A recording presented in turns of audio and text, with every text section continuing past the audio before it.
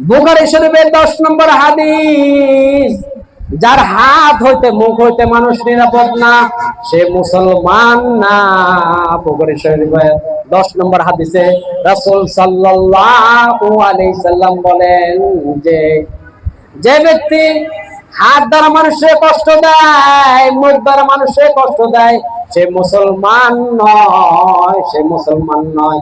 বুখারী শরীফের 10 নম্বর হাদিস শরীফে বলা আছে। আর অন্যদিকে রব্বুল আলামিন বলতেছেন তোমরা মুসলমান হয়ে কবরে আসিও। মুসলমান না হয়ে তোমরা কবরে আসো না। ওলা তামাউতুন্না ইল্লা ওয়া আনতুম মুসলিমুন, তোমরা মুসলমান হইয়া কবরে আসিও, না হলে কিন্তু কবরের আযাব থেকে তোমরা বাঁচতে পারবে না। এই জন্য আমি বলি যারা হাত দ্বারা মানুষকে কষ্ট দেন, মুখ দ্বারা কষ্ট দেন, তারা কিন্তু মুসলমান না, তারা মুসলমান হতে পারে না।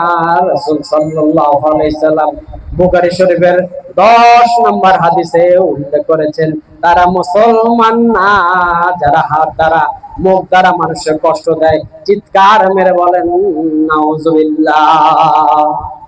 আমার ভাইরা বন্ধুরা, যারা মুখ দিয়া হাত দিয়া মানুষের কষ্ট দেয়, রাসূল সাল্লাল্লাহু আলাইহি সাল্লাম বলছেন তারা মুসলমান না, তারা মুনাফিক। কারণ একজন মুসলমান আর একজন মুসলমানকে হাত দ্বারা মুখ দ্বারা কোনো কষ্ট দিতে পারে না।